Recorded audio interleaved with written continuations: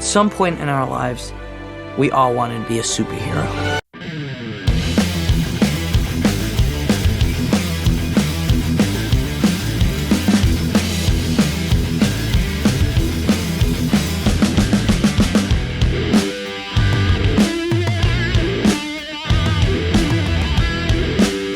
I was just a stupid dick in a wetsuit.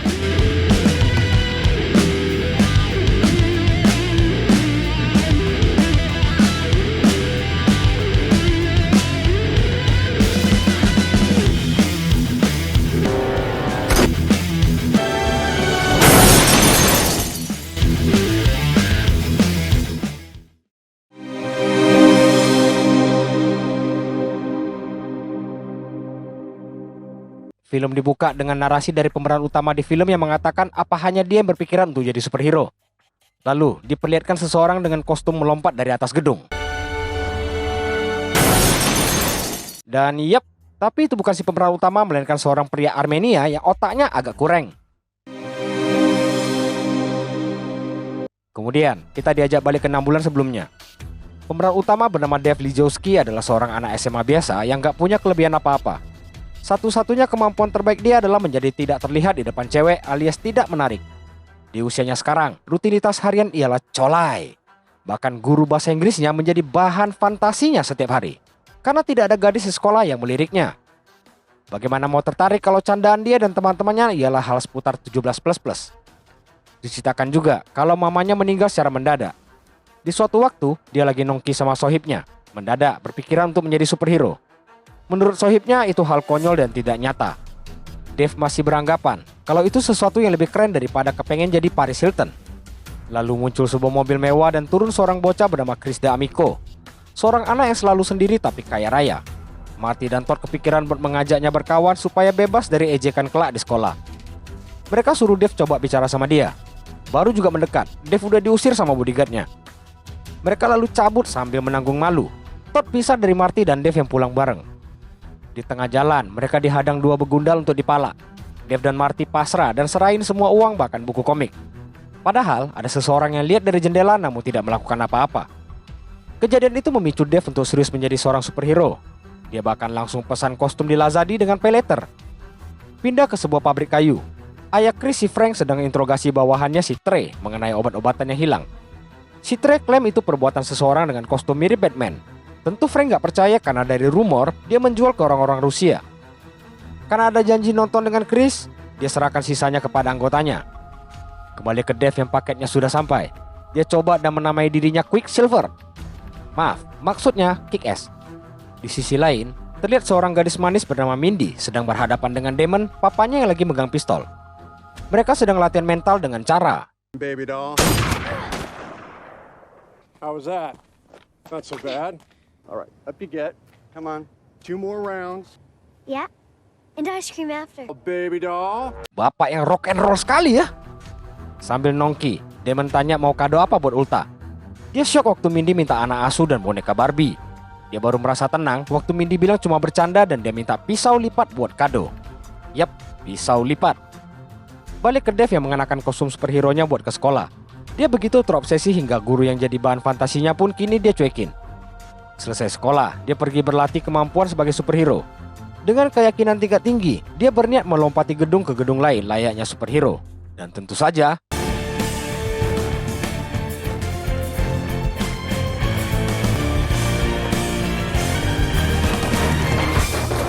Maybe I was still in the beta testing phase. gagal. Setelah latihan super kerasnya hari itu, dia pergoki 2 pemalaknya tempo hari lagi membobol mobil. Sekali gertak, Dave auto ciut. Tapi, dia teringat tujuannya menjadi superhero. Dia buka baju luarannya dan dengan gagah berani mendatangi kedua begundal. Gak taunya dia malah diketawain layaknya badut Ancol. Dave yang sudah persiapkan diri dengan sebatang besi, mencoba memberi pelajaran pada mereka. Naasnya, ini terjadi.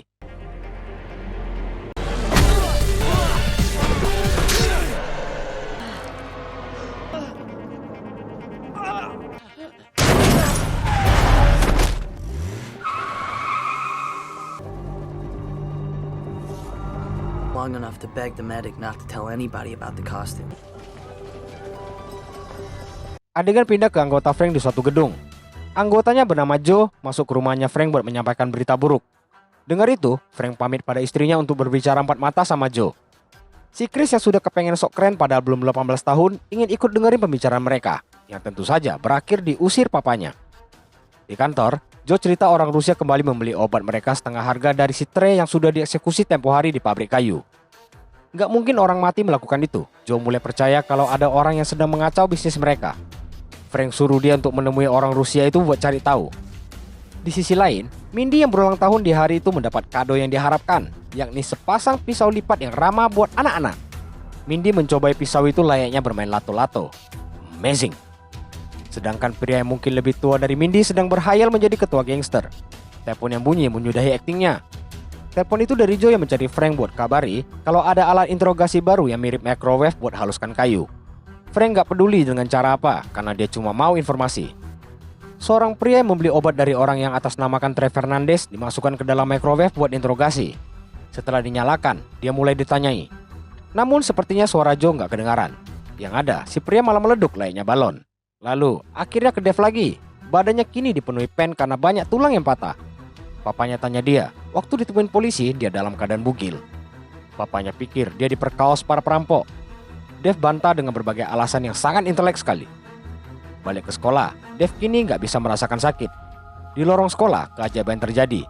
Gadis impiannya si Katie menyapa Dave dan mengobrol. Lebih ajaib lagi, dia diajak kencan si Katie. Kedua temannya tidak terkesan dikarenakan ada rumor yang beredar mengenai Dave adalah seorang pecinta liang bool. Semua itu disebabkan Dave yang ditemukan dalam keadaan telanjang bulat. Belum kapok dengan kejadian lalu, Dave masih yakin dengan mimpinya menjadi seorang superhero. Dia terus berlatih agar terlihat keren dan gak lupa membuat akun media sosial bagi yang butuh bantuannya. Karena gabut, malamnya dia mencoba mencari seekor memeng yang hilang. Hebatnya, dia berhasil nemuin tuh memeng lagi asik sendiri di atap sebuah Alfamart.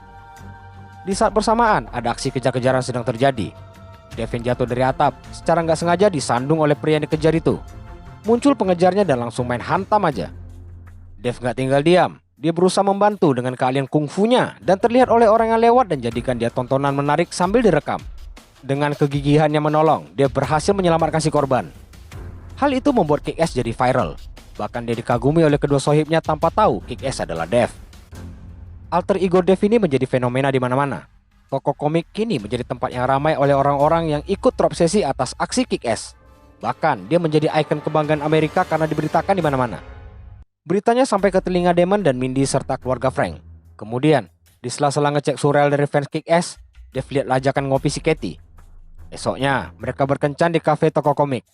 Katie cerita tentang niatnya buat minta bantuan Kick-Ass buat jauhkan dia dari seseorang bernama Rasul. Secara agresif, dia pegang tangan Dave dan cerita dia selalu ingin punya teman seperti Dave, yakni yang doyan liang bool. Demi gadis idaman, Dave mengiyakan kelainan tersebut. Lemah. Malamnya, Kick-Ass beraksi untuk bantu masalah Katie. Dia datangi sebuah apartemen tempat berkumpulnya para junkie. Dia datangi seorang penjaga pintu dan mau nemuin orang bernama Rasul. Dengar dia temannya Katie, Kick-Ass dikasih masuk. Dengan gagah, dia masuk ke suatu kamar dan tanya siapa yang bernama Rasul. Ketika dengar nama Katie, pria gimbal bernama Rasul bereaksi. Kick-Ass to the point suruh dia jauhi Katie. Rasul tersinggung dan menantangnya. Teman-teman Rasul mulai berdiri mengepung. Kick-Ass yang merasa terancam menembakkan alat strum ke dahi Rasul. Hal ini tentu memicu semuanya untuk bergerak. Kick-Ass yang ditahan hendak ditikam Rasul. Namun, bala bantuan pun datang untuk menghabisi semua jangki di dalam. Itu adalah Hit Girl, alter ego dari Mindy. Mo.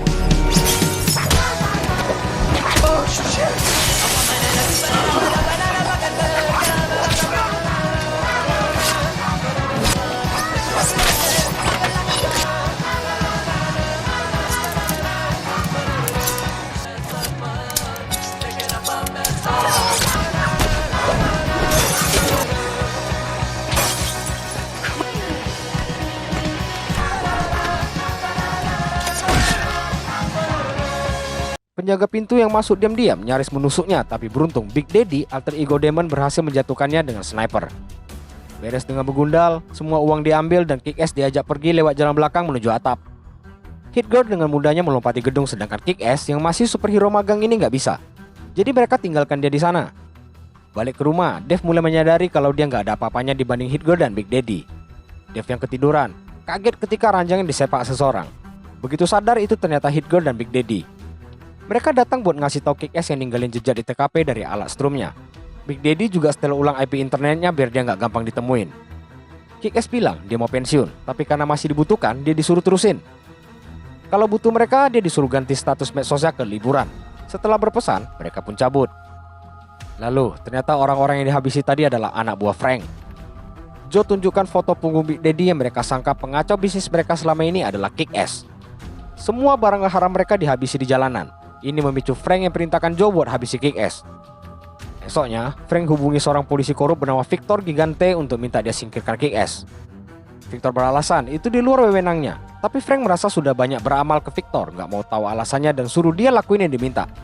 Habis telepon, dia cari anggotanya bernama Cody. Si Cody lagi sibuk karena ditangkap Big Daddy dan Hit-Girl. Papa anak ini sepertinya sedikit ekstrim dalam menjalankan tugas. Tanpa belas kasihan, Cody digencet sak-sak mobilnya. Kemudian, seorang polisi menyelinap masuk ke rumah Big Daddy dan masuk ke ruangan senjatanya. Di dinding terdapat lukisan Frank dan para cecungu. Di meja ada sketsa komik mengenai dua polisi hebat bernama Daddy dan Marcus. Frank menjebak Daddy dan menjebloskannya ke penjara atas kasus pengedaran narkotik. Selama di penjara, istrinya sedang hamil harus hidup sendiri dan karena nggak tahan, dia pun COD dengan malaikat maut. Namun, berhasil melahirkan Mindy. Dan si Marcus yang merawat Mindy semasa Daddy di penjara. Karena dendam, dia rencanakan sesuatu dan ketika keluar dia libatkan juga anaknya buat balas perbuatan Frank. Tiba-tiba, Daddy muncul dan menodong si polisi bernama Marcus. Marcus kecewa dengan Daddy yang melibatkan Mindy dan berniat buat ketemu. Tapi Daddy nggak setuju dan mengusir si Marcus. Sebelum pergi, Marcus info kalau Victor lagi cari Kick-Ass karena dia pikir ada hubungannya sama Daddy. Daddy menyangkal kenal sama Kick-Ass. Marcus juga ingatkan buat hati-hati karena cuma masalah waktu sampai Victor mengincarnya. Sebab dia adalah anak buah dari Frank. Sambil keluar, dia bilang Daddy sudah rebut masa kecilnya si Mindy. Daddy nggak sependapat karena Frank lah yang merebut itu. Di jalan, Frank yang lagi menuju suatu tempat lihat Kick-Ass lagi nyebrang. Dia pun segera ikuti dia. Saat Kick-Ass masuk ke dalam gang, Frank turun dan menyapanya dengan sangat ramah karena udah ngancurin bisnisnya. Bahkan dia nggak segan-segan membunuh saksi mata kejadian di TKP. Dilanjutkan mengeksekusi Kick-Ass. Hey, how you doing? Whoa, whoa, whoa. What are you doing? What the fuck are you looking at? Frank.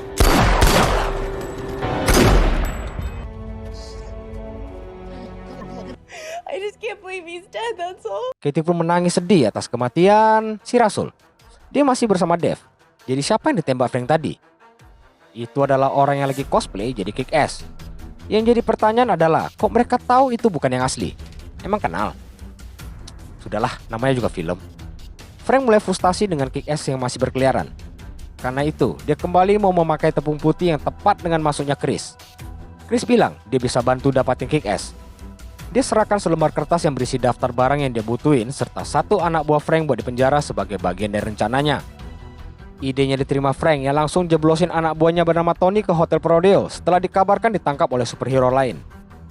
Katie datang ke tongkrongan dan cerita mengenai itu saat TV menyiarkan beritanya. Superhero itu bernama Red Mist yang tak lain adalah alter ego dari Chris. Di wawancara, Red Mist bilang terinspirasi Kick-Ass serta meninggalkan alamat websitenya apabila warga butuh bantuan. Lihat itu, Dev jadi panas karena merasa disaingi. Apalagi mereka membahas masalah kostum Red Mist yang lebih bagus dari Kick-Ass karena punya sayap. Di rumah, Dev coba modifikasi kostumnya dengan sayap. Karena terlihat konyol, dia batalkan. Lalu dia cek email dan mendapat pesan dari Red Mist yang ajak dia ketemuan. Kick-Ass iyakan dan mereka bertemu di suatu gang.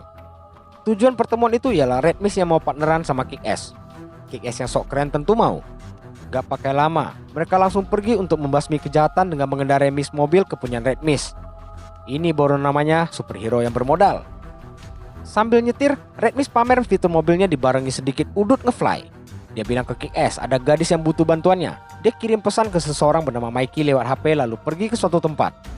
Tempat itu gak asing, yakni pabrik kayu milik Frank. Di dalam, si Mikey udah bersiap dan hubungi Frank mengenai Kick-Ass yang lagi OTW. Frank dan Joe juga menuju ke sana untuk menghabisi Kick-Ass. Red Mist yang sampai tujuan kaget karena pabrik kayu terbakar. Dia bergegas masuk ke dalam dan mendapati Mikey udah pindah alam dengan luka tembak. Kick-Ass yang menyusul juga melihat banyak jasad di sana. Dia terus panggil Red Mist yang lagi nyelamatin sebuah boneka teddy bear. Frank yang udah sampai juga syok lalu memilih cabut dari sana. Sedangkan di dalam, Kick-Ass yang terperangkap segera ditarik Red Mist untuk keluar. Frank yang masih syok didatangi Victor. Frank bilang Gudangnya dibakar Kick-Ass yang terdapat Chris di dalam. Mendadak, Chris muncul dan bilang Kick-Ass itu cupu. Boneka yang diambil ternyata berisi rekaman video kejadian. Di playlist rekaman, terdapat beberapa rekaman yang sepertinya asik buat diputar. Tapi karena ini urgent, rekaman di gudang diputar dan terlihat seluruh anggota di sana dihabisi oleh si Batman KW.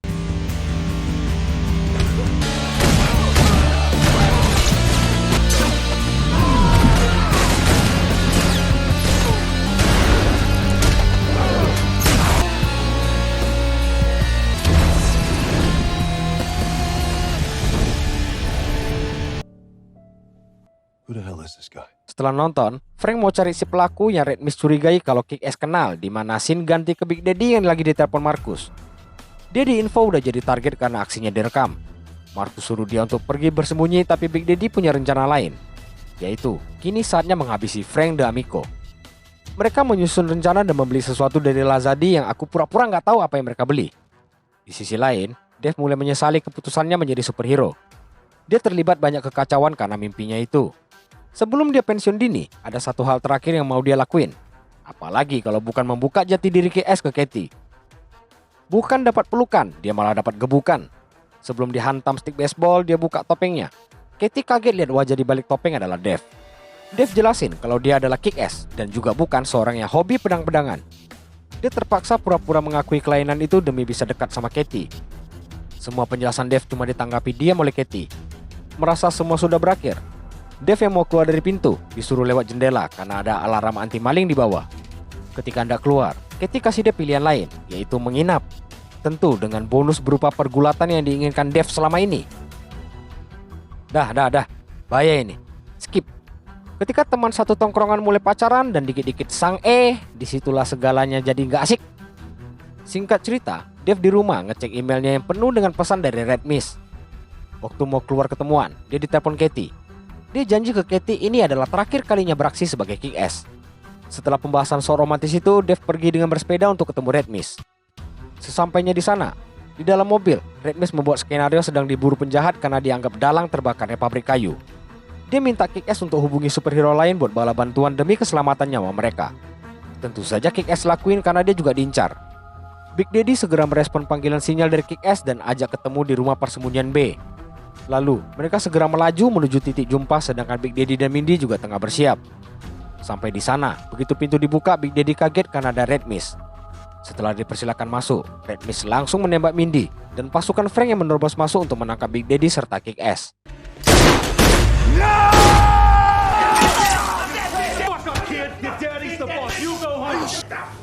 Hot damn. I always wanted one of these. Kick-Ass, I'm sorry! Okay.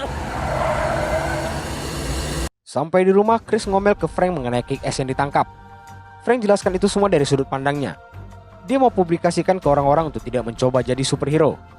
Chris yang dari dulu ingin terlibat dengan bisnis Frank disuruh diam dan nonton apa yang hendak dia lakukan.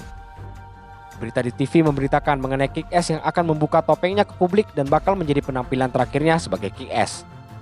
Berita disiarkan secara live ke seluruh penjuru negeri yang disaksikan teman dan pacar Dave tentunya. Begitu mulai, terlihat Big Daddy dan Kick-Ass terikat di kursi. Siaran dilakukan untuk ingatkan kepada semua orang, menjadi superhero adalah ide yang buruk, karena akan berakhir seperti mereka.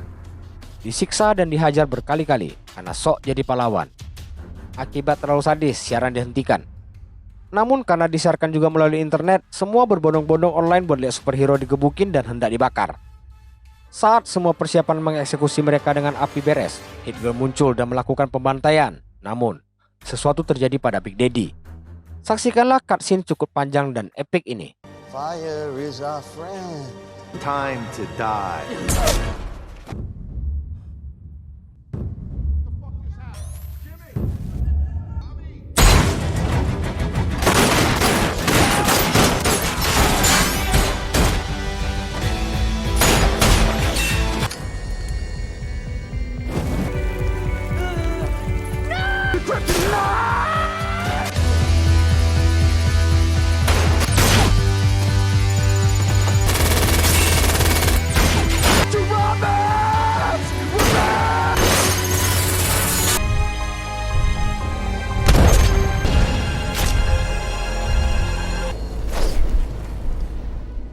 Show's over, motherfucker.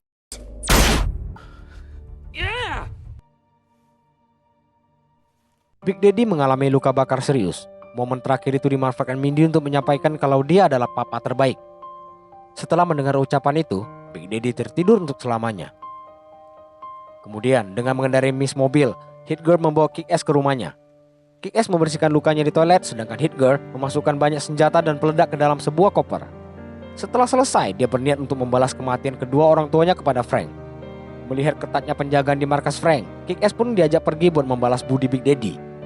Kick-Ass lihat sesuatu yang dipesan tempo hari dan disuruh pelajari karena akan dia gunakan sebentar lagi. Di markas Frank, semua juga sedang bersiap untuk antisipasi serangan balasan. Muncul Mindy dengan cosplay anak sekolah. Dengan sedikit breathing mellow, Mindy mulai beraksi bak Rambo di markas musuh.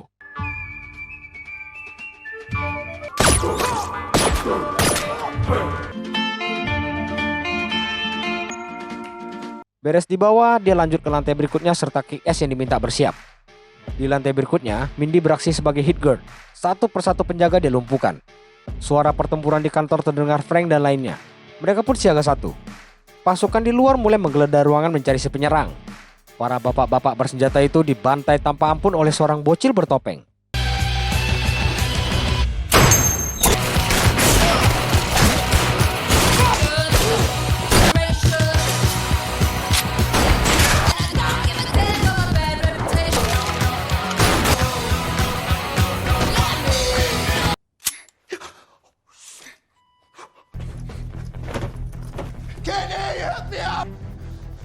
She's behind the counter. She's out of... Senjata satu kopernya entah kemana. Hit-Girl kini terpojok tanpa senjata, tapi dia lihat pisau dapur. Sisi lain, Frank kirim si bodyguard terakhirnya keluar. Sampai di luar, 4 pria dewasa berkumpul untuk argumen mengenai siapa yang maju duluan. Hingga seorang dari mereka dipaksa keluar dan langsung asal berondong tembakan. Dikira udah aman, dia harus tumbang oleh 2 pisau yang menancap di badan. Si bodyguard muak dan menuju kantor buat ambil bazooka. Sedangkan 2 yang lain mulai menyerang. Si bodyguard balik bawa bazooka dan ketika hendak menggila, sesuatu terjadi. To my little friend!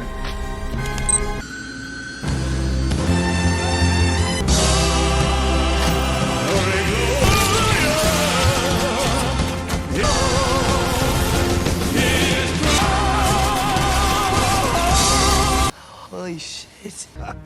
That is one weird sounding bazooka. Ternyata yang dipesan tadi adalah jetpack yang dimodif sama mesin gun. Frank pikir sudah menang, gak taunya Hit-Girl muncul dan disusul Kick-Ass. Red Mist diperintah buat urusi Kick-Ass, sementara Frank akan berdasar bersama Hit-Girl. Kungfu Frank bukan sembarangan, Hit-Girl ditendang hingga tersungkur. Hit-Girl coba melawan, namun masih kalah tenaga. Dengan bermodal pisau kecil, dia kembali menyerang tapi malah kena smackdown. Lalu Frank ambil pistol dan hendak eksekusi Hit-Girl. Sementara adu kungfu antar amatiran berlangsung dengan tidak terlalu seru. Balik ke Frank yang bersiap kini Hit-Girl buat reuni keluarga. Saat akan menembak, Kick-Ass muncul dengan bazooka.